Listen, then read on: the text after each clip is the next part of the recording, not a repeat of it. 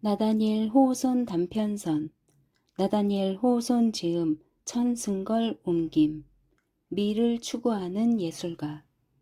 늑수구레한 한 노인이 아름다운 딸의 팔을 끼고 길을 따라 걷고 있었다. 그들은 구름이 덮여 어두워진 저녁의 거리로부터 걸어나와 조그만 가게의 창문에서 불빛이 보도를 가로질러 비치고 있는 밝은 곳에 이르렀다. 가게의 창문은 밖으로 약간 튀어나와 있었는데 창문 안쪽에는 핀치백, 은, 금으로 만든 갖가지 시계들이 마치 몇 시쯤 되었는지 알고 싶어하는 나그네에게 인색하게 굴기나 하듯이 모두 가게 안쪽을 향해 걸려 있었다. 가게 안에 창문 옆쪽으로는 한 젊은이가 앉아 있는 모습이 보였다. 창백한 얼굴의 젊은이는 고개를 숙인 채 갓을 씌운 램프의 불빛을 한 곳으로 모은 밝은 곳에 아주 섬세해 보이는 기계 조각 같은 물건을 놓고 정신을 쏟고 있었다. 오웬 워랜드가 뭘 하고 있는 거지? 그 자신이 은퇴한 시계 제조공으로 지금 무슨 일을 하고 있는지 궁금해하는 바로 그 젊은이의 옛 주인이기도 한 피터 호밴든 영감이 중얼거렸다. 저 친구가 도대체 뭘 하는 걸까? 지난 반년 동안 이 가게 앞을 지날 때면 항상 저 일에 몰두해 있단 말이야. 영원히 움직이는 어떤 것을 만들어 보겠다는 바보짓에서 한술 더 뜨는 것 같은데 내 지식과 경험으로 미루어 봐서 저 친구 지금 열심히 하고 있는 일이 시계장치와는 상관없는 일이 분명한데 말이야.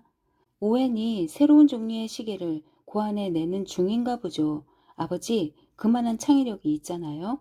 애니가 그 일에 별 관심이 없다는 듯이 말했다. 허, 얘야, 저 친구의 창의력이라는 건 장난감이나 만들어내는 게 고작일 게다.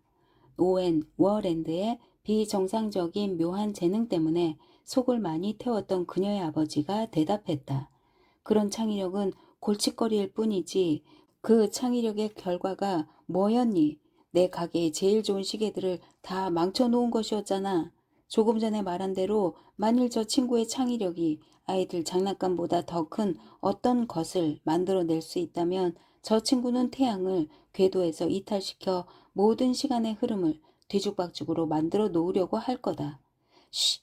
조용히 하세요, 아버지. 다 듣겠어요. 애니는 아버지의 팔을 누르며 속삭였다. 오웬의 귀는 그의 감정만큼이나 예민하잖아요. 조그만 소리에도 방해를 받는 걸 아버지도 잘 아시면서 그래요. 자, 어서 가요, 아버지. 그렇게 해서 피터 호벤든과 그의 딸 애니는 더 이상 이야기가 없이 터덕터덕 걸어갔다. 그러다가 그들의 발길은 뒷골목 대장간의 열린 문 앞에 이르렀다. 대장간 안에 철로에서는 풀무의 큰 가죽 주머니가 바람을 들이마셨다 내뿜었다 할 때마다 불길이 벌겋게 치솟으며 어둡고 높은 지붕을 환히 비치기도 하고 다시 불길이 잦아지며 석탄이 뿌려진 바닥의 좁은 공간만을 비치기도 했다. 불이 환히 비칠 동안에는 대장간의 구석구석에 있는 물건들이며 벽에 걸린 편자들이 다 드러나 보였지만 불길이 잦아들 때면 불빛은 광막한 공간 한가운데서 가물대고 있는 것처럼 보였다. 이런 벌건 불빛과 어둠이 교차하는 사이로 움직이고 있는 대장장이의 모습이 보였는데 그것은 밝은 불빛과 어두운 밤이 마치 서로로부터 그들의 당당한 힘을 빼앗아 내려는 듯이 싸우고 있는 빛과 어둠이 얽힌 그 한 폭의 그림을 아주 돋보이게 하는 모습이었다. 이윽고 대장장이는 석탄불에서 하얗게 달아오른 쇠 막대기를 끄집어내서 그것을 모루 위에 놓고 힘센 팔뚝을 들어 올려 망치로 내리쳤다. 그러자 불똥들이 그의 몸을 감싸는 것이었다. 자, 봐라. 얼마나 보기 좋은 모습이냐. 늙은 시계 제조공이 말했다. 금 가지고 하는 일은 내 다 잘 알지. 하지만 결국 다 해보고 나면 쇠 가지고 하는 일이 더 좋은 거야. 대장장이는 현실에 실체 힘을 쏟는 것 아니냐? 애니, 내 생각은 어떠냐? 제발 그렇게 큰 소리로 이야기하지 마세요, 아버지. 로버트 덴포스가 듣겠어요. 애니가 속삭였다. 들으면 어떠냐? 다시 말하거니와 자신의 힘과 현실에 의존하는 건 아주 건강하고 좋은 일이지. 대장장이처럼 자신의 튼튼한 맨팔로 벌어먹고 사는 게 얼마나 좋으냐. 시계 제조공은 시계 태엽 안에 휘말리듯 머리가 혼란스러워지고 내 경우처럼 건강과 그 좋던 시력을 잃어서 중년만 좀 지나도 일을 못하는 무용지물이 되고 그렇다고 편안히 먹고 살 만큼 벌어놓지도 못하는데 말이다. 그래서 또 이야기하는 건데 자기 힘으로 벌어먹고 사는 게 좋다는 거지. 그렇게 되면 쓸데없는 생각 같은 것은 다 사라지고 말 테니까. 대장장이가 저 오웬 워렌드처럼 이상한 바보짓 한다는 말 들어본 적 있니? 말씀 잘하셨습니다, 호벤든 아저씨. 로버트 댄퍼스가 지붕을 쩌렁 울리게 하는 크고 깊고 명랑한 소리로 철로 앞에서 소리쳤다. 그 말씀에 대해서 애니 양은 어떻게 생각하나요? 편자나 적세를 달고 만드는 일보다 숙녀형 시계를 만들어내는 일을 더 점잖게 생각할 텐데요. 애니는 대답할 시간을 주지 않고 아버지를 끌어당겨 그 자리를 떠났다. 그러나 우리는 오웬 워랜드의 가게로 돌아가서 피터 호벤든이나 오웬의 옛 동창생인 로버트 댄퍼스, 어쩌면 호벤든 영감의 딸인 애니까지도 그런 사소한 문제에 할애하기에 적당하다고 생각하는 것보다 좀 더 오랜 시간을 그의 과거와 성격에 대하여 생각해 보아야 할 것 같다. 그의 조그만 손가락이 가까스로 주머니 칼을 쥘 수 있게 된 아주 어린 시절부터 오웬은 아주 놀랄 만큼 섬세한 재능을 발휘하여 때로는 꽃이나 새 모양의 아름다운 목각품을 만들어내기도 했고 때로는 알 수 없는 무슨 신비스러운 기계 장치를 만들어내려고 애쓰기도 했다. 그러나 그는 유용한 물건을 흉내내어 만들려고 한 적은 한 번도 없었고 항상 우아한 아름다움 그 자체를 목표로 삼는 듯했다. 그는 다른 아이들처럼 창고, 모퉁이에 조그만 풍차를 짓거나 동네 개울을 가로질러 물레방아를 만들어 세우지 않았다.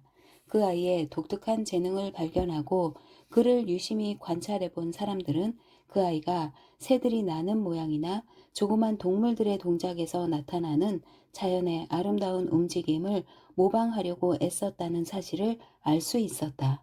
사실 그것은 아름다움에 대한 사랑의 새로운 표현의 시도라 할 만한 것으로 그를 시인이나 화가나 조각가로 만들 수 있었을 특성이었다. 그리고 그것은 그림이나 조각에서 가능한 모든 실용적인 조야함으로부터 완전히 정련된 순수한 것이었다. 그는 일반적인 기계 장치의 딱딱하고 규칙적인 동작에 대하여 이상한 혐오감을 가지고 있었다. 한 번은 기계의 원리에 대한 그의 직관적인 이해력을 충족시켜 줄 수 있으리라 생각하고 사람들이 그를 데리고 가서 기관차를 보여준 적이 있었는데 그때 그는 마치 흉악한 어떤 괴물을 보기라도 한 것처럼 얼굴이 창백해지고 구역질을 일으켰던 것이다. 그때의 공포는 쇳덩어리 기관차의 엄청난 크기와 힘 때문이기도 했을 것이다.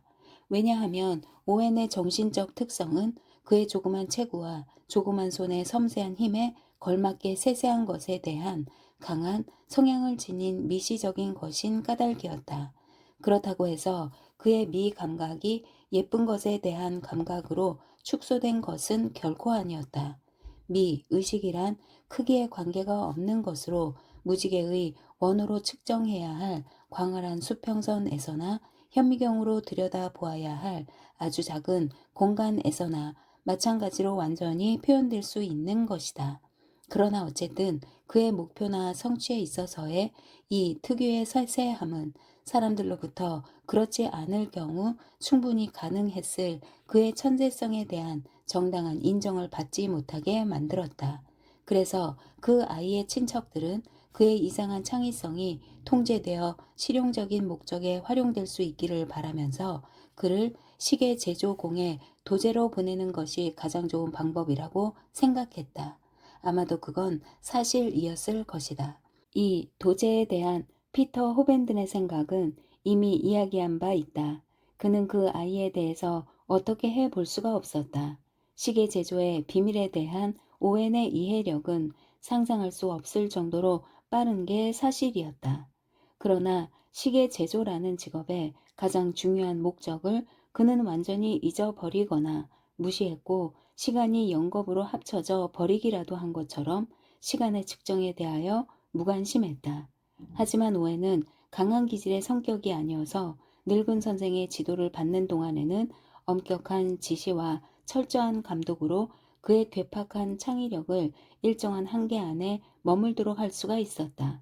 그러나 도제 기간이 끝나고 피터 호벤든이 나빠진 시력 때문에 인계할 수밖에 없게 된 그 조그만 가게를 물려받게 되었을 때 사람들은 시간이라는 눈먼 아버지를 매일매일 인도해 가기에 오웬 워랜드가 얼마나 부적절한 인물인가를 깨닫게 되었다.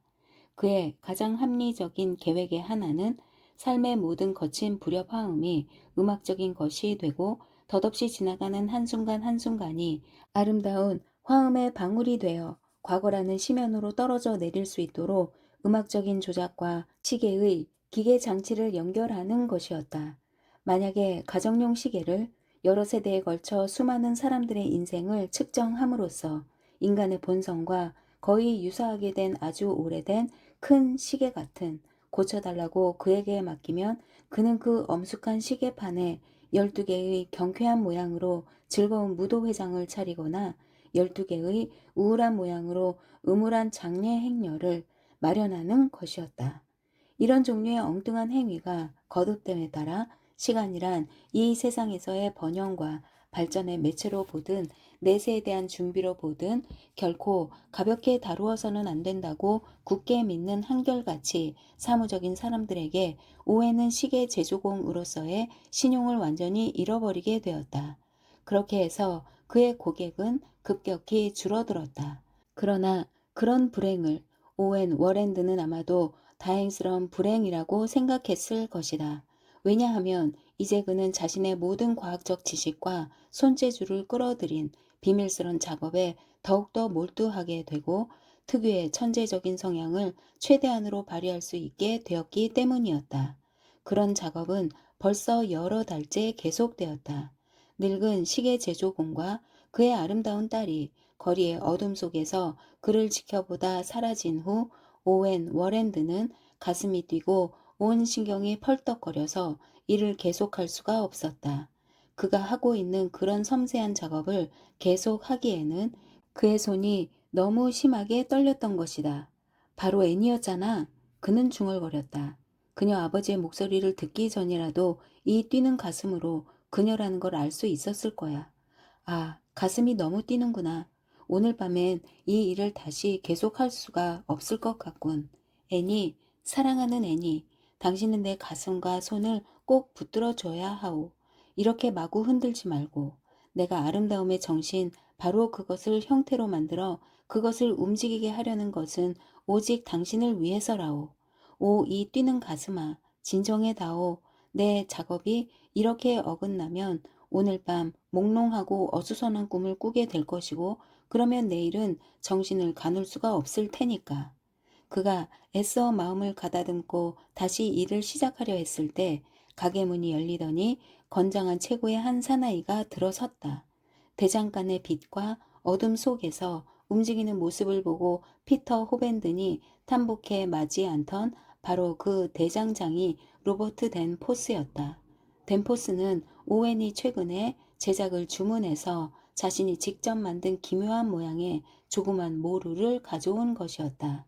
오웬은 그 물건을 찬찬히 살펴보더니 자신이 원한 대로 잘 만들어졌노라고 말했다. 그렇겠지. 대장장이로서는 무슨 일이든지 해낼 수 있다고 자부하고 있네. 이런 좀 가지고 자네가 하는 그런 일엔 젬병이겠지만 말이야. 로버트 댄포스는 마치 베이스 비올라 같은 강한 목소리로 가게를 가득 채우며 말했다. 그는 자신의 커다란 손을 오웬의 섬세하고 조그만 손 옆에 나란히 놓아보고는 웃으며 덧붙였다. 하지만 그러면 어떤가? 자네가 도제 시절 이후 쏟아부은 모든 힘보다 내가 망치로 한번 내리칠 때 쓰는 힘이 더 클 텐데 말이야. 안 그런가? 아마 그렇겠지. 오웬이 여린 목소리로 나지기 말했다. 힘이란 세속적인 괴물 같은 거지. 난 힘 있는 체 하고 싶지 않아. 나에게 만일 힘이 있다면 그건 완전히 정신적인 거지. 그런데 오웬, 자네 뭘 하고 있는 건가? 그의 옛 동창생인 댄포스가 여전히 기운찬 목소리로 물었다. 그 목소리가 너무 기운차서 더욱이 그 질문이 자신의 상상력을 사로잡고 있는 꿈과 같은 그런 신성한 문제에 관한 것이어서 오웬을 움찔하게 했다. 사람들이 그러는데 영원한 움직임인가 뭔가를 발견해내려고 한다며? 영원한 움직임이라고? 말도 안 되는 소리. 오웬 워렌드는 혐오감을 나타내듯 몸을 움츠리며 대답했다. 그는 아주 민감하게 감정을 표현하는 편이었다. 그건 결코 발견될 수가 없어. 그건 물질의 정신이 혼미해진 사람들을 현혹시키는 하나의 꿈이야. 난 그런 꿈에 현혹되지 않아. 게다가 그런 발견이 가능하다 하더라도 그 비밀을 증기니 수력이니 하는 것들에 의하여 달성되고 있는 그런 실용적 목적을 위해 활용하려고 한다면 그런 발견은 시도할 가치가 없는 거지. 난 새로운 방적기계를 만들어낸 아버지로 존경을 받고 싶은 야망이 없는 사람일세. 자네가 그렇게 되면 정말 재미있겠군. 대장장이는 그렇게 말하면서 어찌나 큰 소리로 웃음을 터뜨렸는지 오웬 자신과 작업대 위에 놓여있는 종 모양의 유리 그릇들이 함께 떨릴 정도였다. 하지만 걱정 말게 오웬. 자네 아이들이 쇠 관절과 쇠 근육을 타고나지는 않을 테니까. 자, 이제 자네를 더 방해하고 싶지 않네. 잘 있게 오웬. 성공을 비네. 만일 모루를 망치로 내려치는 그런 도움이 필요하거든 언제든지 부탁하게. 기꺼이 돕겠네. 그러고는 다시 한번 웃으면서 힘센 사나이는 가게를 떠났다. 참으로 이상하네. 오웬 워렌드는 손으로 머리를 괴고는 혼자 중얼거렸다. 나의 모든 생각들, 나의 목적들, 아름다움에 대한 나의 열정, 아름다움을 창조할 수 있는 힘, 이 속세의 거인은 이해할 수 없을 더 섬세하고 영묘한 그 힘에 대한 나의 의식, 이 모든 것들이 로버트 덴포스와 마주치기만 하면 공허하고 하찮게 보이니 말이야. 덴포스를 자주 만나야 한다면 난 미쳐버릴지 모르지. 그의 강하고 무자비한 힘이 내 안에 있는 정신적 요소를 어둡게 하고 혼란스럽게 만드는 거야. 하지만 나도 내 나름으로 강해져야지. 결코 덴포스에게 굴복하지 않을 거야. 그는 유리판 아래서 아주 조그만 기계 장치를 꺼내서 램프의 불빛을 한 곳으로 모은 곳에 놓았다. 그러고는 확대경을 통해 그 기계 장치를 자세히 들여다보면서 아주 섬세한 강철 도구를 사용하여 작업을 계속했다. 그러나 다음 순간 그는 의자에 털썩 주저앉으며 두 손을 꽉 쥐었다. 그의 조그만 얼굴 모습을 거인에 못지않게 인상적으로 보이게 하는 공포의 표정이 그의 얼굴로 확 번졌다. 맙소사, 내가 무슨 짓을 한 거지? 그는 외쳤다. 그 부질없는 공상, 그 무자비한 힘의 영향이 로버트 덴포스의 영향이 나를 혼란에 빠뜨려서 나의 지각을 흐려놓은 거야. 처음부터 내가 두려워했던 바로 그 일격을, 그 치명적인 일격을 당한 거야. 이젠 다 끝났어. 몇 달에 걸친 노고도 내 삶의 목표도 모두 끝났어. 아, 이젠 파멸이로구나.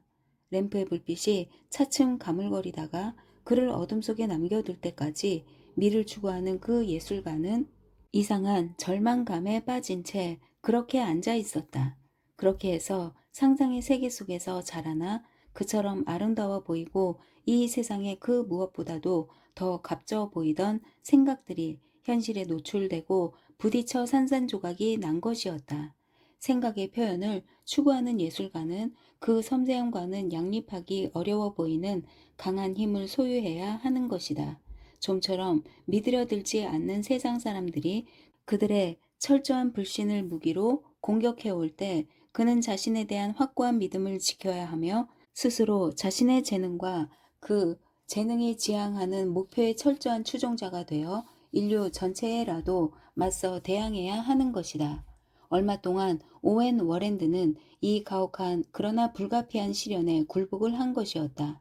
계속 손으로 턱을 받친 채 몇 주일을 시리에 빠져 있어서 마을 사람들은 그의 얼굴을 보기조차 힘들었다. 마침내 그의 얼굴이 밝은 햇빛을 향해 다시 쳐들어졌을 때 그 얼굴에는 뭐라고 표현하기 어려운 차고 둔감한 변화가 나타나 있었다. 그러나 피터 호벤든의 의견으로는 그리고 인생이란 시계처럼 무거운 추의 움직임으로 통제되어야 한다고 생각하는 현명한 사람들의 의견으로는 그 변화는 전적으로 바람직한 것이었다. 실제로 오웬은 이제 시계 제조 일에 열심히 몰두했다. 그가 무감각한 엄숙한 표정으로 넓고 큰 은시계의 톱니바퀴들을 열심히 들여다보고 있는 모습은 보기에 참으로 이상했다. 그러나 그렇게 함으로써 그 시계를 자신의 삶의 한 부분처럼 주머니에 넣고 다니며 아껴서 남에게 맡기는 것조차 꺼려하는 시계 주인의 마음을 흐뭇하게 할 수 있었던 것이다. 이처럼 좋은 평판을 얻게 된 덕분에 오웬 워렌드는 마을 교회의 첨탑 시계를 손질해 달라는 부탁까지 받게 되었다. 그는 모든 사람의 공익을 위한 이 일을 아주 훌륭히 해내서 상인들은 퉁명스럽게 남아 자기들의 거래에 도움을 주는 그의 공을 인정하게 되었고, 간호원들은 병실에서 환자에게 정확한 시간에 약을 먹이며 그를 칭찬했고, 연인들은 정확한 시간에 만날 수 있어서 그를 축복했으며, 마을 사람들은 정확한 저녁 식사 시간을 지킬 수 있어서 그에게 감사해 했다. 한마디로 말하면 그의 영혼을 누르고 있는 커다란 무게는 자기 자신의 체계에서만이 아니라 교회의 시계의 쇠종소리가 들리는 어느 곳에서라도 모든 것에 질서를 부여하고 있는 것이었다. 은수저에 이름이나 머리 글자를 새겨달라는 부탁을 받으면 그는 여태까지 이런 경우에 그의 두드러진 특징이었던 다양한 환상적인 장식을 일체 생략하고 필요한 글자만 가장 평범한 스타일로 써 넣었는데, 이런 변화는 사소해 보이긴 하지만 그의 현재의 상태를 가장 특징적으로 보여주는 것이었다. 이런 다행스러운 변화의 상태가 계속되고 있던 어느 날, 피터 호벤든 영감이 그의 옛 도제를 찾아왔다. 오웬, 사방에서 자네 칭찬하는 소리를 들으니 기쁘네. 특히 자네를 칭찬하며 매 시간 하루 24번 울리는 저 마을 시계 소리를 들으면 아주 기분이 좋네. 그가 말했다. 나뿐만이 아니라 누구라도, 게다가 자네 자신까지도 이해할 수 없는 아름다움에 대한 그 엉뚱한 바보 같은 생각만 없애버리면, 그 생각에서 자네 자신을 해방시킬 수만 있으면 자네 인생은 저 대낮 햇빛처럼 성공이 보장된 거지. 이런 식으로 계속해 나간다면 내 귀한 이 옛날 시계를, 내 딸 애니만을 빼놓고 이 세상에서 나에게 가장 값진 이 시계를 자네한테 손질해 달라고 부탁할 수도 있네. 제가 감히 그 시계에 손을 댈 수 있겠습니까, 선생님? 오해는 의기소침한 목소리로 대답했다. 옛 스승과 이렇게 다시 함께 있는 것이 몹시 부담스러웠기 때문이었다. 아니, 이제 곧 그렇게 될 수 있을 걸세. 옛 스승이 말했다. 늙은 시계 제조공은 옛 스승으로서의 자연스러운 태도로 오웬이 지금 하고 있는 일이며 진행 중인 다른 일들이며를 자유롭게 살펴보고 있었다. 그러는 동안 젊은 예술가는 고개를 거의 숙이고 있었다. 이 노인의 차고 상상력을 결한 현실적 지혜만큼 그의 성격과 맞지 않는 것은 없었다. 그 지혜와 마주치기만 하면 물리적 세계의 아주 견고한 물질만을 제외하고 모든 것이 한낱 꿈으로 변하고 마는 것이었다. 오웬의 정신은 신음하며 그에게서 해방되기만을 간절히 바라고 있었다. 아니, 이게 뭐지? 피터 호벤든이 먼지 낀 종 모양의 유리 그릇을 들어 올리며 갑자기 소리쳤다. 유리 그릇 아래로는 나비의 해부도 모양처럼 아주 조그맣고 섬세한 무슨 기계 같은 것이 보였다. 여기 있는 게 뭔가? 오웬, 이 조그만 고리들과 바퀴들과 주걱들에는 마술이 담겨 있는 게 아닌가? 이보게, 내 손가락으로 이것들을 으깨서 자네를 마술의 위험으로부터 구해야겠네. 제발 절 미치게 하고 싶지 않으시면 그걸 건드리지 마십시오. 오웬 워렌드는 놀랄 만큼 힘차게 벌떡 일어서며 고함을 질렀다. 조금이라도 손가락으로 누르시면 전 영원히 파멸입니다. 오호, 이 젊은이 그게 정말인가? 늙은 시계 제조공은 세속적인 통렬한 비판으로 오웬의 영혼에 고통을 가할 꿰뚫는 듯한 날카로운 시선으로 그를 바라보며 말했다. 그렇다면 자네 마음대로 하게나. 하지만 다시 한번 경고하는데 이 조그만 기계 조각 속에는 자네 악령이 살아있네. 그 악령을 내가 쫓아내주면 안 되겠나? 제 악령은 바로 당신입니다. 오웬이 몹시 흥분해서 대답했다. 당신과 이 거칠고 가혹한 세상 말입니다. 당신이 나에게 씌운 무거운 생각들과 절망감이 바로 나의 장애물이었습니다. 그 장애물만 아니었으면 내가 해야 할 일을 오래전에 성취할 수 있었을 겁니다. 피터 호밴드는 경멸과 분노가 섞인 표정으로 고개를 흔들었다. 사람들은 큰 길을 따라 널려있는 평범한 것들이 아닌 어떤 색다른 목표물을 구하려는 사람들을 바보라고 부르며 그들에 대하여 경멸과 분노를 느끼는 것을 당연하다고 생각하는 것 같았는데 피터 호밴든도 예외가 아니었다. 그는 도리가 없다는 듯 손가락을 치켜들어 보이고 얼굴에는 조소를 띠며 가게를 나갔다. 그 조소는 그 후 여러 날 밤마다 오웬의 꿈에 악몽처럼 나타나는 것이었다. 옛 스승이 찾아왔을 때 오웬은 아마도 그동안 포기하고 있었던 그의 작업을 막 다시 시작하려던 참이었을 것이다. 그러나 이 상서롭지 못한 사건으로 그는 서서히 벗어나기 시작했던 그 전의 상태로 다시 주저앉아 버리고 말았다. 하지만 밖으로는 의기소침해 보이면서도 타고난 그의 정신적 성향은 새로운 힘을 서서히 쌓아 올리고 있었던 것이다. 여름이 깊어가면서 그는 이를 완전히 포기하다시피 했고 회중시계나 벽시계로 표시되는 노력이라는 노신사가 인간의 삶 속에서 이리저리 방황하며 어리둥절한 시간의 흐름 속에서 계속 혼란을 일으키도록 내버려 두었다. 그는 숲과 들과 개울등을 따라 헤매며 사람들 말을 따르자면 햇빛을 낭비하고 다닌 것이었다. 자연 속에서 그는 아이처럼 나비를 쫓거나 물 곤충들의 움직임을 지켜보면서 즐거움을 느꼈다. 이 살아있는 생물들이 실바람에 유의하는 모습을 응시하거나 그가 잡은 화려한 곤충의 구조를 살필 때 그 일에 철저히 몰두하는 그의 진지한 모습에는 진정 알 수 없는 무엇인가가 담겨 있었다. 나비를 쫓는 일은 그 많은 소중한 시간을 거기에 쏟는 그의 이상애의 추구를 적절히 나타내는 하나의 상징적 행위였다. 그러나 그 아름다운 이상이 그것을 상징하는 나비처럼 그의 손 안에 결국 들어올 수 있을 것인가? 분명 이런 나날들은 달콤했고 그 예술가의 영혼을 편안케 해 주었을 것이다.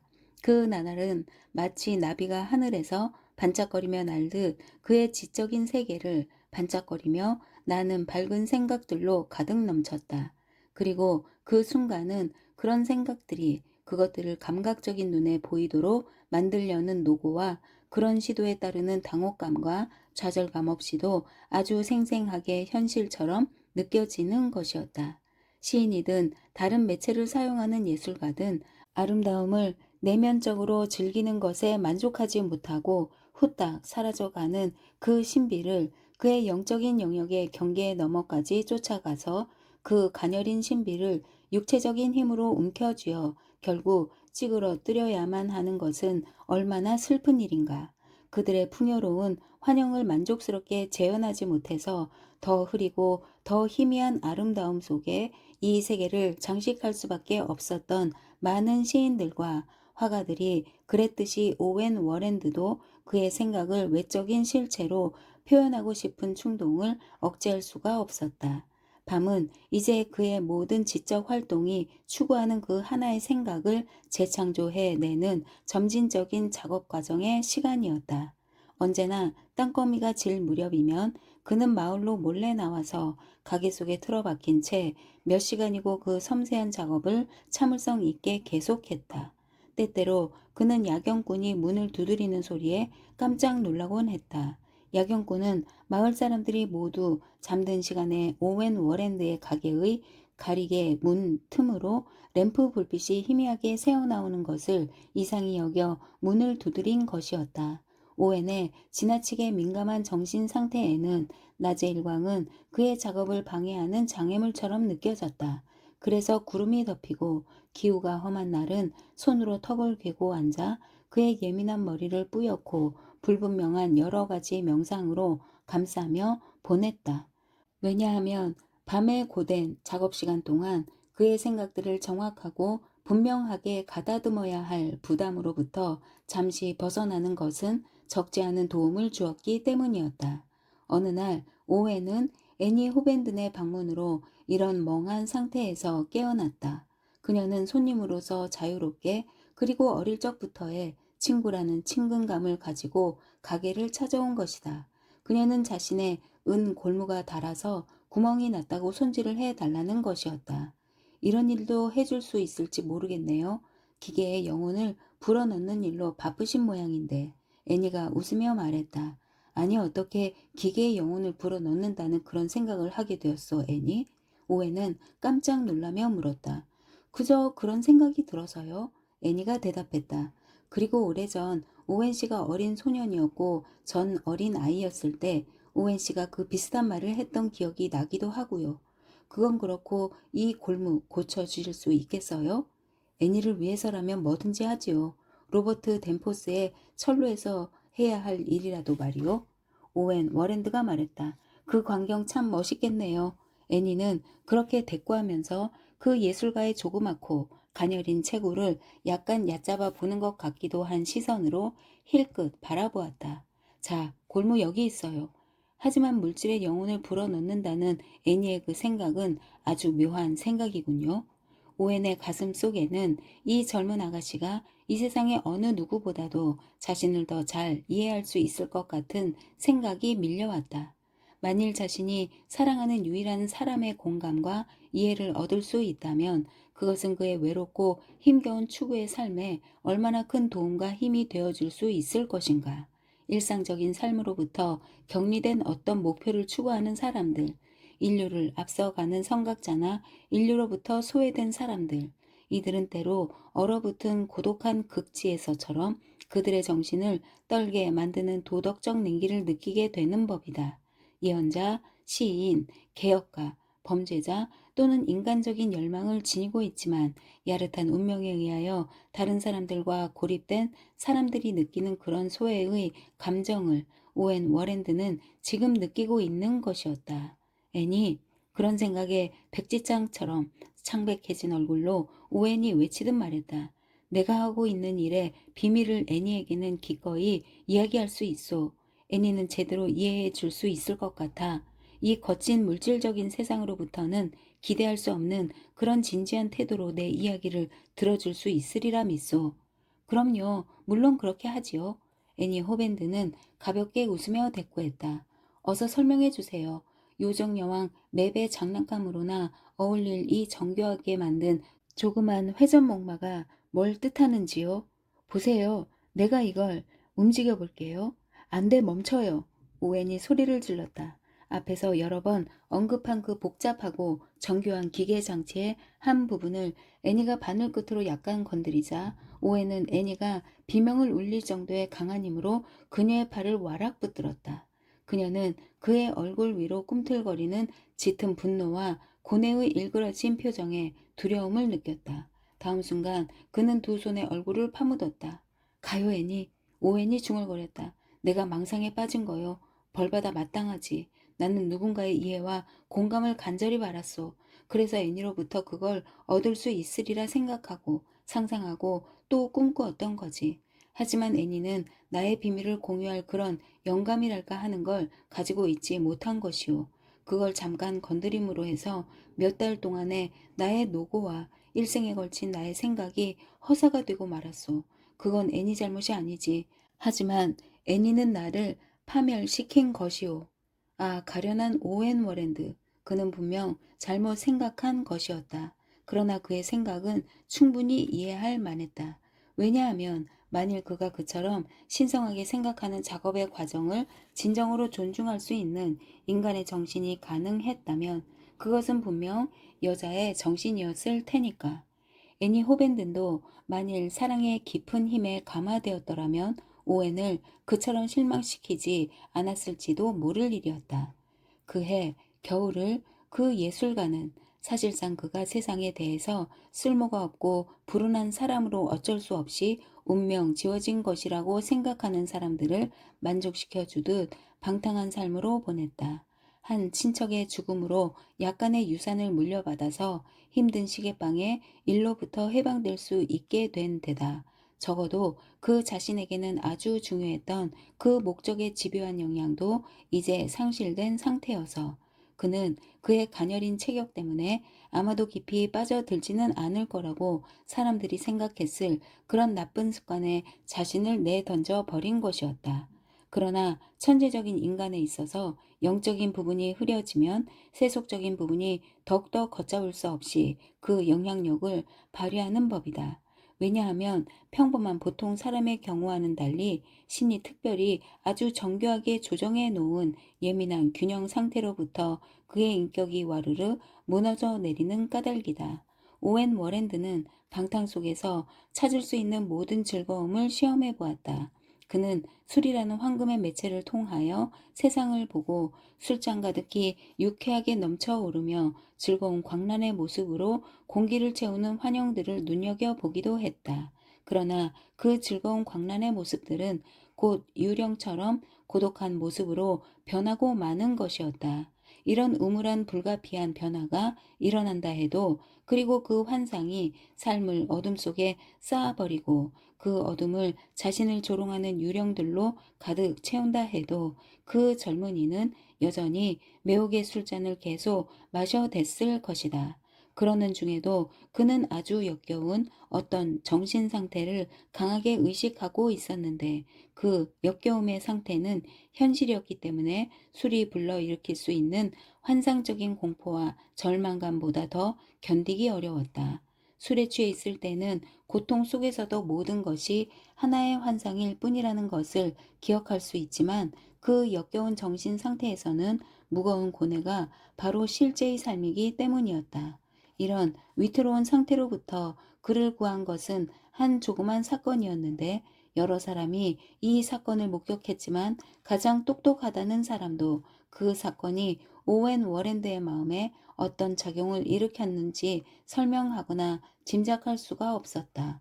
그 사건은 아주 단순한 것이었다. 어느 따뜻한 봄날 오후 오웬이 술 친구들과 함께 술잔을 나누고 있을 때 열린 창문으로 화려한 나비 한 마리가 날아들어와 그의 머리 주위로 훨훨 날았다.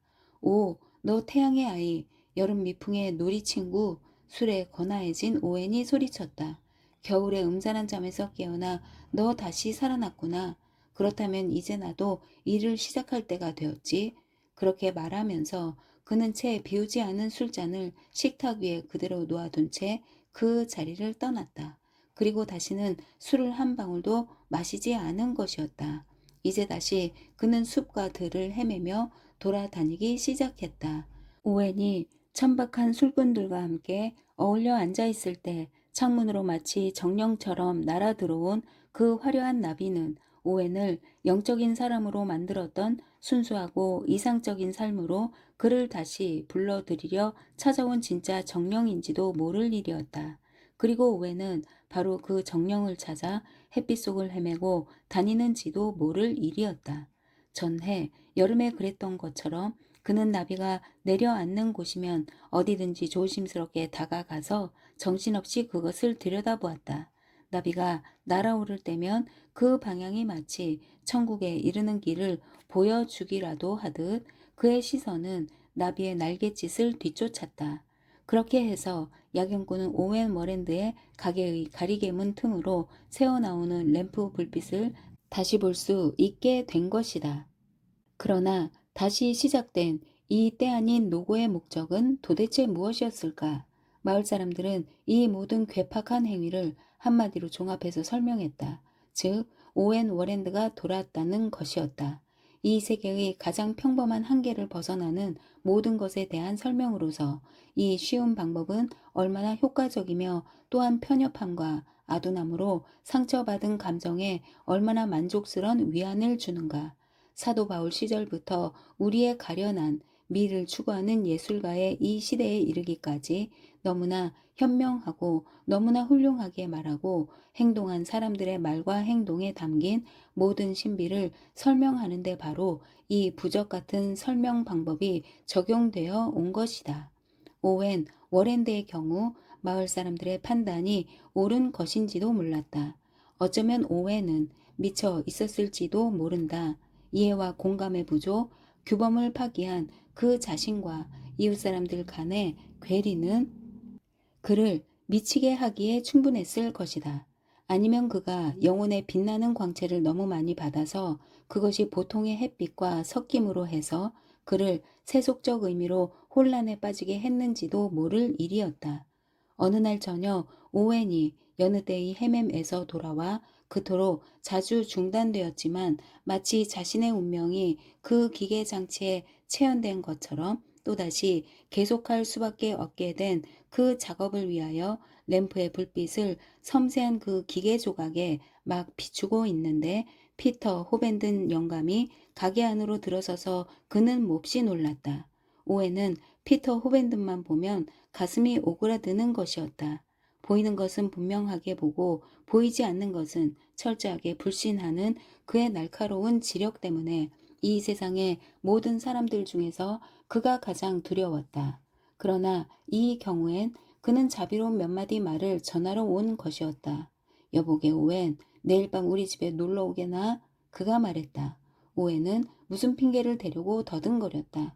아니 꼭 와줘야겠네. 가족처럼 함께 지내던 때를 생각해서도 말이네.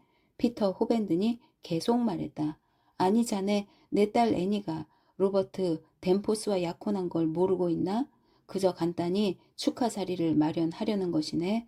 오, 오웬이 말했다. 그 한 음절의 말이 그가 말한 모든 것이었다. 피터 호벤든 같은 사람의 귀에는 그 어조가 차고 무관심한 것처럼 들렸을 것이다. 그러나 그 한 음절에는 가련한 그 예술가의 가슴에서 터져 나오는 억눌린 울부짖음이 담겨 있었다. 그는 사람들이 악령을 누르듯 그 울부짖음을 그의 가슴 속에 억누르고 있었던 것이다. 그러나 늙은 시계 제조공은 눈치채지 못했지만 그는 잠깐 자신의 감정이 터져 나가는 것을 허용하고 말았다. 막 작업을 시작하려고 들어 올리던 도구를 그 조그만 기계장치 위로 떨어뜨린 것이었다. 또다시 여러 달 동안의 생각과 노고를 공들여 바친 그 기계장치는 그렇게 해서 산산조각이 나버렸다. 오웬 워렌드의 이야기는 만일 그를 방해하는 여러 영향력 가운데 사랑이 그의 손으로부터 재주를 훔쳐가는 방해를 하지 않았더라면 미를 창조하려는 예술가의 고통스러운 삶에 대한 그럴듯한 상징적 이야기가 될 수 없었을 것이다. 밖으로 보아서 그는 열정적이거나 적극적인 연인이 되지 못했다. 그의 열정의 삶은 그 격동과 변전, 무상함을 그의 상상 세계 속에 전적으로 가두고 있었기 때문에 애니조차도 그의 사랑을 여자의 직관적인 본능으로 어렴풋이 느낄 수 있을 따름이었다. 그러나 오웬 자신의 생각으로는 그녀에 대한 사랑이 그의 모든 삶을 지배하고 있었다. 그녀가 그에게 깊은 이해와 공감을 줄 수 없음을 보여준 사실도 잊어버리고 그는 줄곧 예술적 성공에 대한 그의 모든 꿈을 애니의 이미지와 연결지었다. 그녀는 그가 숭배하는 그리고 값진 곡물을 그 재단에 바치기를 원하는 그 정신적 힘이 그에게 분명하게 드러나는 눈에 보이는 하나의 실체였던 것이다. 물론 그는 미망에 빠져 있었다. 애니 호밴드는 그의 상상력이 그녀에게 부여하는 그런 귀한 속성을 가지고 있지 못한 것이었다. 그의 내적 환영에 나타나는 그녀의 모습은 그 신비로운 기계 장치가 완성될 경우 그렇게 되듯이 자기 자신이 만들어낸 하나의 창조물이었다. 만일 그가 사랑의 성공을 통하여 자신의 미망을 확인하게 되었다면 그가 애니를 가슴에 품는데 성공해서 그녀가 천사에서 보통 여자로 바뀌어가는 것을 보게 되었다면 그 실망감은 오히려 그로 하여금 이제 유일하게 남은 목표물에 모든 힘을 쏟아붓게 하였을 것이다. 반면에 애니가 자신이 상상했던 대로의 여자라는 것을 확인하게 되었다면 그의 운명은 아름다움으로 풍요해져서 그 풍요로움으로부터 그가 추구해온 것보다 더 가치 있는 여러 가지 형태의 미를 창조해낼 수 있었을 것이다. 그러나 이렇게 갑작스레 그에게 닥쳐든 슬픔의 충격, 그리고 그의 인생의 천사가 그 귀한 도움을 필요로 하지도 않고 고맙게 여길 줄도 모를 흙과 쇳덩이로 만들어진 상스런 남자에게 낚아 채워져 갔다는 느낌은 인간의 삶을 희망이나 두려움의 무대가 되기에는 너무 어리석고 모순된 것으로 보이게 하는 그런 운명의 심수를 그로 하여금 절감케 한 것이었다. 오웬 워렌드는 얼이 빠진 사람처럼 그렇게 멍하니 앉아 있을 수밖에 없었다. 그는 몹시 알았다. 그러나 건강이 회복된 후 그의 조그맣고 가녀린 체구에는 둔해 보일 정도로 살이 오르기 시작했다. 그가 그처럼 살이 쪄 보이기는 처음이었다. 홀쭉했던 뺨이 둥그레지고 요정의 일이나 하도록 타고난 듯한 조그맣고 섬세한 손도 무럭무럭 자라나는 아이의 손처럼 포동포동해졌다. 그의 모습은 전체적으로 어린애 같아져서 낯선 사람이 그를 보면 참 이상한 아이도 있구나 하고 의아해하면서도 그의 머리를 쓰다듬어 주고 싶어 했을 것이다. 마치 정신이 그의 몸에서 빠져나가 버리고 육체만 남아서 식물처럼 무성히 자라고 있는 듯했다. 그렇다고 오웬 워랜드가 바보처럼 된 것은 아니었다. 그는 조리 있게 말도 분명히 했다. 정말이지 사람들은 그를 수다쟁이처럼 생각하기 시작할 정도였다. 그는 여러 책에서 읽은 그러나 나중에 완전히 황당한 것임을 알게 된 기계에 관한 여러 가지 놀랄만한 이야기들을 지루할 만큼 길게 늘어놓는 것이었다. 그 중에는 알버투스 마그누스가 만든 노쇠 인간이라든가 베이컨 수도사가 만들었다는 예언하는 노쇠 머리라든가 더 근년으로 와서는 프랑스의 황태자를 위해서 만든 것으로 되어 있는 조그마한 마차와 말의 자동 인형이라든가 마치 살아있는 파리처럼 귀 주위로 윙윙거리고 다니지만 사실은 조그만 쇠 용수철로 만든 곤충에 관한 이야기들이 포함되어 있었다. 한 번은 실제로 어기적 걷고 꽥꽥거리고 먹이도 먹는 그러나 만일 저녁거리로 쓰려고 그 오리를 샀다면 오리 모양으로 만든 기계에 속았다는 것을 알게 되었을 그런 오리에 관한 이야기도 들려주었다. 하지만 이 모든 이야기는 이제 생각해보면 다 속임수에 지나지 않은 거지요. 라고 오웬 워랜드는 말했다. 그러고는 아주 이상한 태도로 한때는 그렇지 않다고 생각했었노라고 고백하는 것이었다. 그가 게으르게 몽상에 잠겨 있던 시절 그는 어떤 의미에 있어선 기계에 영혼을 불어넣는 일이 가능하다고 그렇게 해서 생겨난 새로운 종류의 생명과 움직임을 자연히 그의 모든 창조물에게 가능성은 부여했지만 실현시키려고 애쓰진 않은 그런 이상적 상태에 도달할 아름다움과 결합시키는 것이 가능하다고 생각했다는 것이다. 그러나 이런 목적을 성취하는 과정이나 계획 자체에 대해서 그는 분명한 어떤 인식을 가지고 있는 것 같아 보이지는 않았다. 그런 생각은 이제 다 집어치워 버렸습니다. 그는 그렇게 말하는 것이었다. 젊은 사람들이 항상 스스로를 미혹시키는 그런 꿈이지요. 이제 철이 들어 생각하니 우습군요. 아, 전락해버린 가련한 오웬 워랜드여.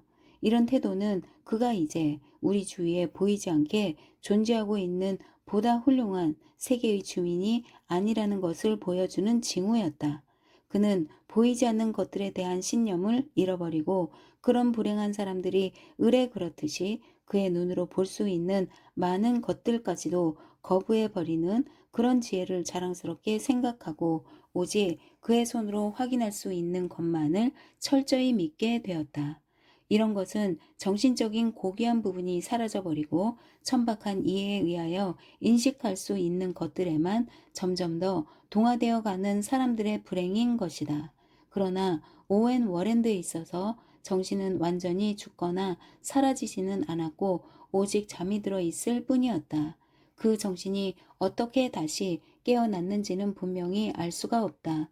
어쩌면 몽롱한 동면의 상태가 발작적인 고통에 의하여 깨뜨려진 것인지도 모른다. 아니면 전번의 경우처럼 나비가 날아와 그의 머리 주위를 떠돌면서 정말이지 이 햇빛의 정령은 항상 예술가를 위한 어떤 신비로운 임무를 띠고 있으니까 그의 삶의 이전의 목적을 다시 일깨웠는지도 모른다. 그의 혈관으로 짜릿하게 퍼져온 것이 고통이건 행복감이었던 건 간에 그가 처음으로 충동처럼 느낀 것은 자신을 생각과 상상력과 예민한 감수성을 지닌 그런 인간으로 다시 돌아오게 해준 데 대하여 하늘에 감사를 드리고 싶은 마음이었다. 내가 할 일에 대해서 지금처럼 이렇게 강한 의욕을 느낀 적은 없었지. 그는 혼자 생각했다. 그러나 스스로 건강하다고 느끼기는 하면서도 한참 일하는 도중에 갑자기 죽음이 닥쳐들지는 않을까 하는 불안감 때문에 그는 더욱더 열심히 일에 몰두하게 되었다. 아마도 이러한 불안감은 자신들의 생각에 아주 높은 목표를 세우고 오직 그 목표의 달성 여부에 인생의 중요성이 달려 있다고 생각하는 모든 사람들에게 공통되는 느낌이었을 것이다. 인생을 그 자체로서 사랑하는 한 우리는 인생을 잃어버릴까 별로 두려워하지 않는다. 반면에 어떤 목적의 달성을 위하여 삶을 희구할 때 우리는 삶의 결이 아주 연약한 것임을 깨닫게 된다. 그러나 신의 섭리에 의하여 우리에게 지정된 것 같은 그 일이 성취되지 않으면 세상이 비탄 속에 빠질 것 같은 그런 일에 우리가 몰두할 때 이러한 불안감과 함께 죽음의 화살이 우리를 공격하지 못하리라는 강한 신념을 동시에 느끼게 된다. 인류를 개혁시킬 수 있는 중요한 생각에 대한 영감으로 고치되어 있는 철학자가 광명의 말을 전하려고 막 숨을 모으고 있는 바로 그 순간에 자신이 이 중요한 삶으로부터 불려가게 되리라고 생각할 수 있겠는가? 만일 그렇게 죽는다면 다른 현인이 나타나 그때 설파될 수 있었을 그 진리의 말을 다시 찾아낼 수 있게 될 때까지 오랜 세월이 지루하게 흘러가야 될지 모른다. 세상의 모든 삶이 모래처럼 한 줌 한 줌 다 떨어져 내릴 만큼 그러나 역사는 아주 고귀한 정신이 어떤 시기에 인간의 형태로 나타났다가 인간의 판단으로 볼 때 이 지상에서의 자신의 임무를 수행할 수 있는 충분한 시간을 허락받지 못하고 일찍 죽어간 예를 허다하게 보여준다. 예언자는 죽어가고 둔한 가슴과 멍한 머리를 가진 사람은 살아남는다. 시인은 그의 노래를 채 끝내지 못하거나 인간의 귀에는 들리지 않는 천국의 합창으로 그것을 완성하기도 한다. 또한 화가는 엘스톤이 그랬듯이 그의 생각을 화폭에 다 싣지 못한 채 이 세상을 떠나 그 불완전의 아름다움으로 우리를 슬프게 하고 이렇게 말하는 게 불경스럽지 않다면 천국의 색깔로 그 그림을 완성하려고 할 것이다. 그러나 이 세상에서 이루지 못한 그런 계획들은 결국 아무 곳에서도 완전히 이루어질 수 없으리라. 이처럼 자주 좌절되는 인간의 고귀한 계획들은 이 지상에서의 행위는 아무리 경건함이나 재능으로 영성화된다 하더라도 오직 정신의 훈련이나 발로로서 가치가 있을 뿐이라는 것을 아마도 증명해 보이고 있을 것이다. 천국에서는 모든 평범한 생각들도 밀턴의 노래보다 더 우아하고 아름답다고들 한다.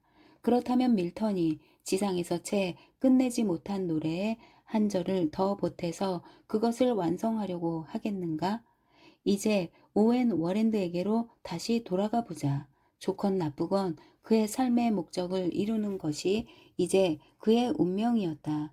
오랜 시간에 걸친 생각의 집중, 피나는 노력, 정교한 작업, 애태우는 걱정, 그리고 뒤이은 고독한 승리의 순간, 이 모든 과정을 상상에 맡기고 건너뛰기로 하자. 그러면 우리는 어느 겨울 저녁 로버트 덴포스의 화롯가를 찾아가는 그 예술가를 만나게 된다. 덴포스의 집에서 그는 거대한 육체 덩어리인 철의 사나이가 가정의 영향으로 아주 온화하게 잘 다듬어져 있는 모습을 볼 수 있었다. 애니 역시 주부티가 나면서 남편의 소탈하고 투박한 성품의 영향을 많이 받은 듯 했다. 그러나 오웬 워랜드가 그렇게 믿고 있듯이 그녀는 아직도 고상한 품위를 지니고 있어서 힘과 아름다움 사이에서 통역관 노릇을 할 수 있을 것 같았다.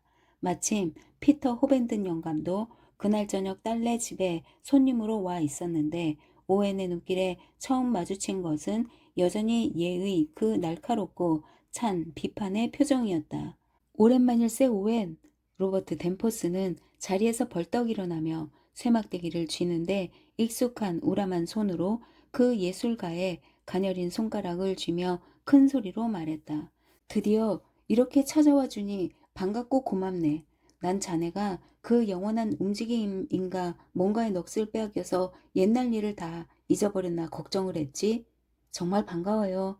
주부티가 나는 얼굴에 약간 붉히며 애니가 말했다. 그토록 오랫동안 아무 연락도 없다니 섭섭했어요. 그래, 그 아름다움이라는 거 어떻게 되어가나 오웬? 드디어 만들어냈나? 늙은 시계 제조공은 첫 인사말로 그렇게 물었다. 오웬은 즉각 대답하지 않았다. 양탄자 위에서 이리저리 뒹굴며 놀고 있는 어린아이의 모습에 깜짝 놀랐기 때문이었다. 그 아이는 무한으로부터 신비롭게 태어난 존재이면서도 이 세상에 가장 견고한 물질로 빚어진 듯 몸의 구조가 아주 튼튼하고 단단한 실체처럼 느껴졌던 것이다.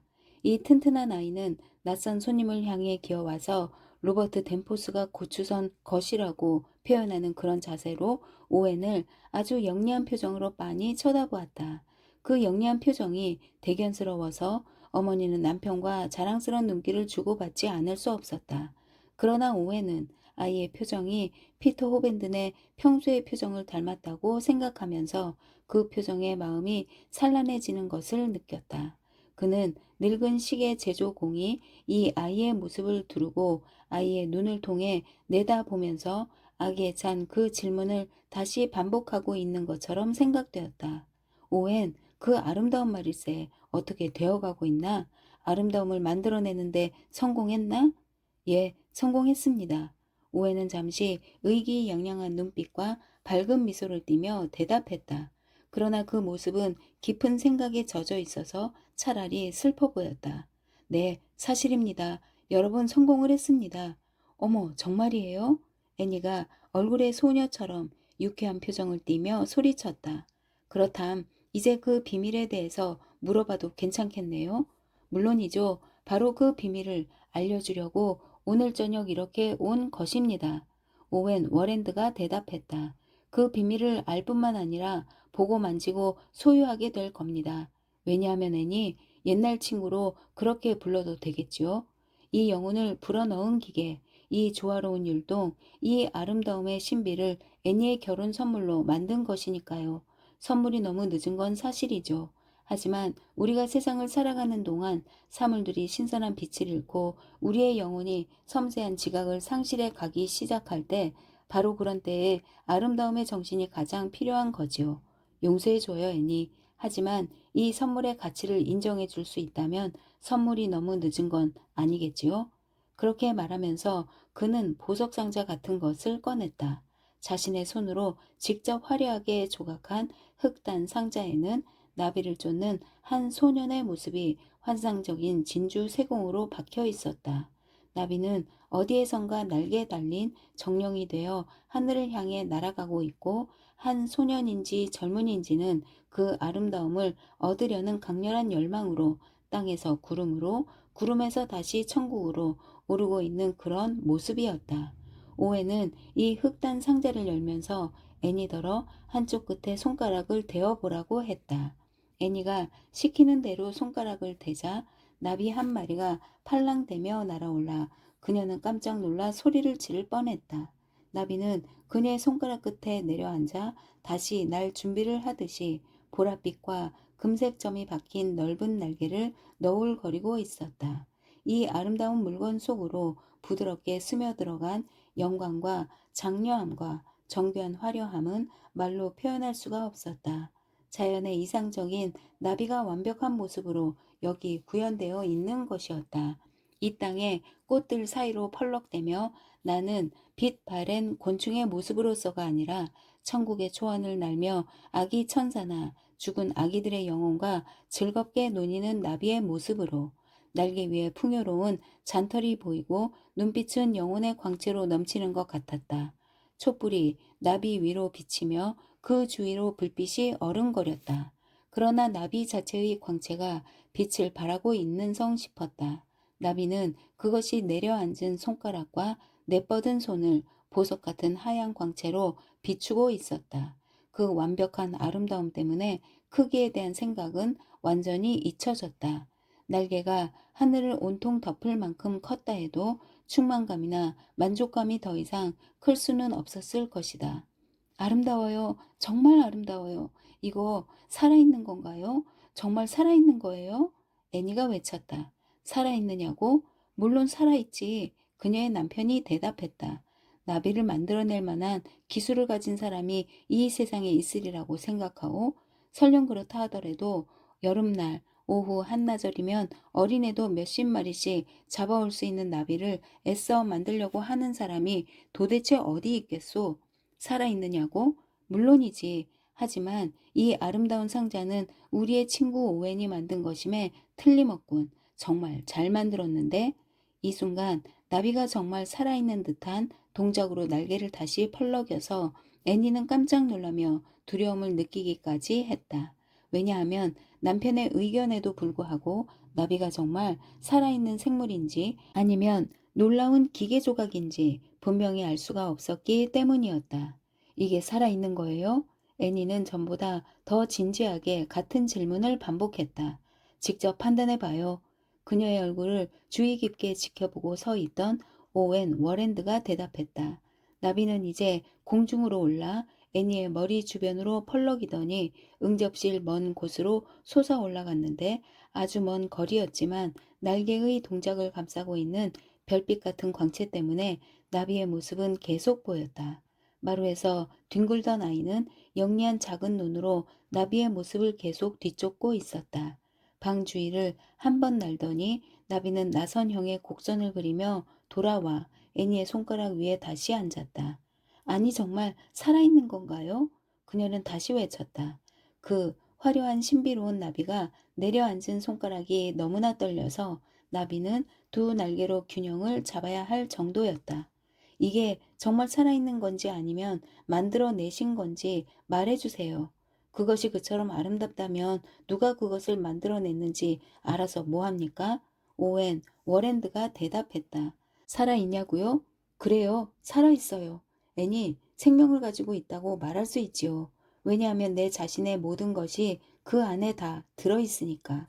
그 나비의 비밀 안에 그리고 그 아름다움 속에 외견으로만이 아니라 그 모든 조직 속 깊이 미를 추구하는 한 예술가의 지력과 상상력과 감성과 영혼이 모두 구현되어 있소. 그렇소. 내가 그걸 창조해낸 것이오.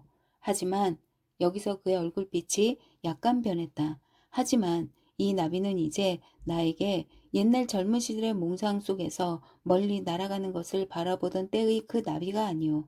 어찌 되었든 간에 참 예쁜 장난감이로군. 대장장이는 어린애처럼 즐겁게 웃으며 말했다. 내 손가락처럼 이렇게 둔하고 못생긴 손가락에도 앉을는지 모르겠군. 이리 좀 줘봐, 애니. 오웬의 지시에 따라 애니는 그녀의 손가락 끝을 남편의 그것에 갖다 대었다. 그러자 잠시 지체한 후에 나비는 그쪽으로 펄럭이며 옮겨 앉았다. 나비는 첫 번 실험 때와 비슷하지만 똑같지는 않은 너울거리는 날갯짓을 하며 두 번째의 비상을 준비했다. 그러더니 이윽고 대장장이의 그 건장한 손가락으로부터 점점 더 큰 곡선을 그리며 천장으로 날아올라 방을 넓게 한 바퀴 빙 돌더니 파들대는 동작으로 다시 대장장이의 손가락으로 돌아와 앉았다. 거참 진짜보다 더 낫군. 로버트 댄포스는 그가 표현할 수 있는 최대의 찬사를 보내며 큰 소리로 말했다. 사실 더 말을 잘하고 더 훌륭한 지각을 가진 사람이라도 그 이상 더 할 말이 없었을 것이다. 솔직히 나로서는 상상할 수가 없을 정도로군. 하지만 그래서 어쩐다는 건가? 우리의 친구 오웬이 이 나비에 쏟아부은 5년 동안에 노고보다 내가 쇠망치를 한번 내리치는 게 더 실용적인 쓸모가 있지 않나 말이야. 그 순간 아이가 손뼉을 치면서 알아들을 수 없는 말로 뭐라고 계속 제잘댔는데 아마도 장난감으로 가지고 놀게 나비를 달라는 것 같았다. 그러는 동안 오웬 워랜드는 아름다운 것과 실용적인 것의 상대적인 가치에 대한 남편의 평가에 그녀가 공감하는지를 알아보기 위하여 애니를 곁눈으로 지켜보았다. 자신에 대한 그녀의 친절함, 자신의 손으로 만들어낸 생각의 구현체인 그 놀라운 물건을 바라볼 때의 그녀의 경이로움과 경탄의 표정, 이 모든 것에도 불구하고 그는 그녀의 얼굴에서 뭔가 경멸감 같은 것이 숨겨져 있는 것을 느꼈다. 그 경멸감은 아주 깊숙이 숨겨져서 어쩌면 그녀 자신도 의식하지 못하고 예술가의 직관적인 눈에만 감지될 수 있는 것 같았다. 그러나 오웬은 이제 그의 추구의 과정에서 그런 발견이 고통을 줄 단계는 벗어나 있었다. 그는 애니로 대표되는 세상 사람들이 아무리 찬사를 보낸다 하더라도 하찮은 물질로 고아한 정신을 상징하고 세속적인 것을 정신적인 황금으로 바꿈으로써 아름다움을 창조물로 승화시키는 예술가에게 완전한 보상을 줄 만큼 적절한 말로 표현하고 적절한 감정을 느낄 수는 없다는 것을 잘 알고 있었다. 이 마지막 순간에 이르러서야 모든 고아한 정신적 행위의 보상이란 다른 데서 구할 수 없고 오직 그 자체 안에서만 찾을 수 있다는 사실을 새삼 깨닫게 될 것도 아니었다. 그러나 애니와 그녀의 남편 그리고 피터 호벤든까지도 충분히 이해할 수 있었을, 그리고 그들로 하여금 5년간의 노고가 값진 것이었다고 생각하게 할 수 있었을 그런 설명이 불가능했던 것은 아니었다. 예컨대 오웬 워렌드는 가난한 시계 제조공이 대장장이의 아내에게 주는 결혼 선물인 이 장난감 같은 나비가 사실은 한 제왕이 수많은 재물과 명예를 바쳐 구해 가지고 그 왕국의 모든 보석 중에서 가장 값지고 훌륭한 보물로 소중히 간직했을 그런 고귀한 보석 같은 것이라고 그들에게 설명해 줄 수도 있었을 것이다. 그러나 오웬은 미소를 띄우고 그런 생각을 혼자서만 간직했다. 아버지, 이리 오셔서 이 예쁜 나비 좀 보세요. 애니는 늙은 시계 제조공으로부터의 한마디 찬사의 말이 예전의 도제를 기쁘게 해줄 수 있으리라 생각하며 말했다. 어디 좀 보자꾸나. 피터 호벤드는 사람들로 하여금 그 자신처럼 물질적인 실체가 아닌 어떤 것도 의심하게 만드는 그런 조소의 표정을 얼굴에 띠고 의자에서 일어나며 말했다. 자, 내 손가락에 앉게 해보지. 한번 만져보면 금방 알 수 있을 게다. 그러나 아버지의 손가락 끝이 아직도 나비가 앉아 쉬고 있는 남편의 손가락 끝에 닿자 나비는 곧 날개를 축 늘어뜨리고 마루 위로 떨어지려 해서 애니는 깜짝 놀랐다. 만일 그녀의 눈이 잘못 본 것이 아니라면 날개와 몸통 위의 밝은 황금빛 점도 흐려지고 빛나던 보랏빛은 어두운 색깔로 변하고 대장장이의 손 주위를 뽀얗게 밝히던 별빛 같은 광채도 희미해지며 사라져가는 것이었다. 나비가 죽어가요. 나비가 죽어가요. 애니가 놀라서 소리쳤다. 이 나비는 아주 섬세하게 만들어진 겁니다. 오웬이 차분하게 말했다. 내가 말한 대로 그건 자력이랄까 자성이랄까 그런 영적인 정수를 흡수한 거지요. 의심이나 조롱의 분위기 속에서는 그 정묘한 감수성이 그것에 자신의 삶을 불어넣은 사람의 영혼이 그러듯이 심한 고통을 받게 됩니다. 이 나비는 이미 그 아름다움을 잃어버렸어요. 조금만 더 지나면 기계 장치가 돌이킬 수 없이 손상되고 말지요. 손을 떼세요, 아버지. 애니가 창백해진 얼굴로 애원하다시피 말했다. 여기 아기가 있어요. 그걸 아기의 천진한 손에 놓아야겠어요. 어쩌면 거기서 다시 생명이 되살아나고 빛깔도 더 밝아질 거예요. 그녀의 아버지는 씁쓸한 미소를 지으며 손을 치웠다. 그러자 나비는 자발적인 동작의 힘을 회복하는 것 같았고 색깔도 본래의 광채를 많이 되찾은 듯 했으며 가장 영적인 특질인 그 별빛 같은 뽀얀 광채도 다시 나비 주위로 후광을 펼치기 시작했다. 나비가 로버트 덴포스의 손에서 아기의 조그만 손으로 옮겨갈 때 처음에는 이 광채가 아주 강해져서 아기의 그림자를 벽에 비치게 할 정도였다.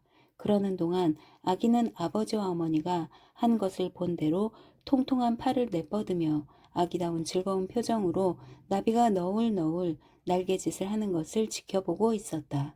그러나 아기의 얼굴에는 오웬 워렌드로 하여금 마치 피터 호벤든 영감의 견고한 회의가 부분적으로 순화된 것처럼 느끼게 하는 그런 야릇한 영리한 표정이 담겨 있었다. 저 조그만 녀석 영리해 보이는 것 좀 봐. 로버트 덴포스가 아내에게 속삭였다. 아이의 얼굴에서 저런 표정을 보기는 처음이에요. 애니는 예술품 나비보다 자신의 아기에 더 감탄을 하며 대답했다. 그녀로서는 그럴 만도 했을 것이다. 저 애가 나비의 비밀에 대해서 우리보다 더 많은 것을 알고 있는 것 같네요. 나비는 그 예술가처럼 아이의 본성에서 마음에 맞지 않는 무엇을 의식하기라도 한 듯이 밝게 빛나다 가는 다시 흐려지곤 했다. 마침내 나비는 저절로 위로 떠오르는 것 같은 동작으로 아이의 조그만 손으로부터 날아올랐다. 마치 주인의 정신이 그것에 부여한 영묘한 본능이 그 아름다운 모습을 저절로 더 높은 곳을 향하여 오르게 하는 것 같았다. 만일 장애물이 없었더라면 그것은 하늘 높이 솟아올라 불멸의 삶을 얻었으리라. 그러나 나비의 광채는 천장에 막혀 그 주위를 비추고 정교한 결의 날개는 지상의 매개물인 천장에 닿아 퍼덕였다. 그러자 별가루처럼 반짝거리는 것이 한두 조각 떨어져 양탄자 위로 내려앉으며 주위를 뽀얗게 밝혔다. 나비도 펄럭이며 내려왔다. 그러나 아기에게 다시 돌아가지 않고 그 예술가의 손에 끌리듯 그쪽을 향해 날갯짓을 했다. 그래선 안 돼. 그래선 안 돼. 오웬 워랜드는 자신의 창조물이 그의 말을 알아듣기라도 하듯 중얼거렸다. 넌 주인의 가슴에서 떠난 거야. 다시 돌아올 수는 없어. 나비는 떨리는 빛을 바라며 머뭇거리는 동작으로 아기 쪽을 향해 애써 날아가 아기의 손가락 위에 막 앉으려고 했다. 그러나 나비가 아직 공중에서 머뭇거리고 있을 때 외할아버지의 날카롭고 영리한 표정을 담은 힘세고 튼튼한 그 아이가 그 놀라운 곤충을 잡아채서 손 안에 꼭 쥐었다. 애니는 비명을 질렀다. 피터 호벤든 영감은 차고 경멸에 찬 웃음을 터뜨렸다. 대장장이는 힘주어 아이의 손을 폈다.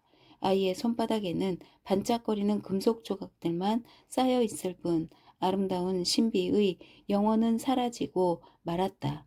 오웬 워렌드로 말하자면 그의 일생에 걸친 노고의 파멸 같기도 한 그러나 결코 파멸만은 아닌 이 광경을 차분한 표정으로 바라보았다. 그는 이 나비보다 더 멀리 나는 다른 나비를 붙잡은 것이었다. 예술가가 진실로 아름다움을 성취할 만큼 높은 경지에 이르면 그 아름다움을 사람들의 감각에 느껴지도록 만드는 상징물 자체는 그의 눈에 그다지 가치가 있어 보이지 않는 것이다. 그의 정신은 상징물이 아닌 실체 자체를 즐기게 되는 것이니까.